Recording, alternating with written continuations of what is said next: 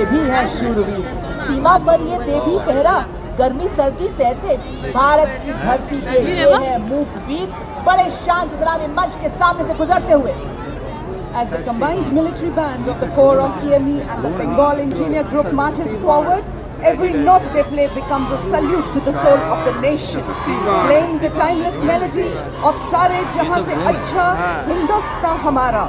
The band is led by Naib Subedar M. Chandradutt of EME and is assisted by Naib Subedar Pradeep Singh Rawat of Bengal Engineer Group. Gun है, इस gun को low level fly करने वाले air target को engage करने के लिए design किया गया है। नेतृत्व 50 लाइट एडी रेजिमेंट के नायब सूबेदार वी राजेश कुमार के हाथों में। लड़ाई के दौरान वल्नरेबल एरिया को दुश्मन के एयर अटैक से बचाने के लिए इस गन का रेजिमेंट के कैप्टन नितिन शर्मा द्वारा एक ऐसी एयरक्राफ्ट गन जिसे सेना की इकाइयों, हवाई अड्डों तथा महत्वपूर्ण ठिकानों को लो लेवल फ्लाइंग विमानों के खतरों से बचाने के लिए डिजाइन किया गया है। इसकी रेंज 3.5 किलोमीटर तथा इसे 3.5 टन के ट्रक द्वारा लोड किया जा रहा है। ये weapon system army air defence की मुख्य आधारशिला बन रहा है और अनेकों अभियानों में अपनी उपयोगिता निरंतर सिद्ध कर रहा है। इस वेपन सिस्टम का इस्तेमाल ऑपरेशन सिंदूर के दौरान भी किया गया।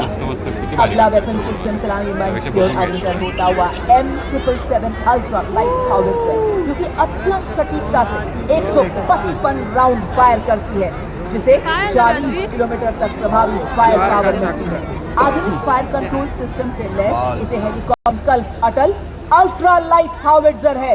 हर चुनौती में राष्ट्र रक्षा का मंत्र प्रबल, बड़े ही शान से सलामी मंच के सामने से गुजरता हुआ।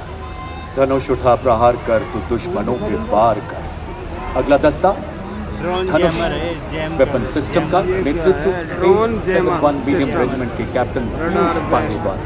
नेविगेशन प्रणाली दिन रात ऑटोमेटिक टारगेटिंग के साथ शूट एंड स्कूप तकनीक से सुसज्जित, ये लंबी दूरी तक लक्ष्य को भेदने की क्षमता रखता है एवं दुश्मन के संचार केंद्र, बख्तरबंद सैन्य ठिकानों और किलेबंद रक्षा व्यवस्था को विनाश कर दुश्मन के इलाके में हाहाकार मचाने में सक्षम।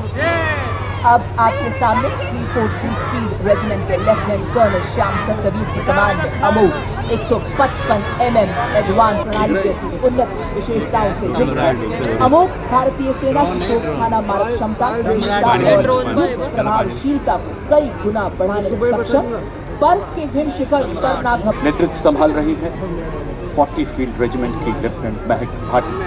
भारतीय सेना के लिए विकसित एक अति आधुनिक बहुक्षमता वाला रॉकेट लॉन्चर प्लेटफॉर्म। इसकी सबसे बड़ी विशेषता ये है कि एक ही लॉन्चर से अलग अलग कैलिबर की रॉकेट को दागा जा सकता है। भारत के अपने DRDO द्वारा विकसित अलग अलग प्रकार और इसे DRDO द्वारा डिजाइन किया गया है।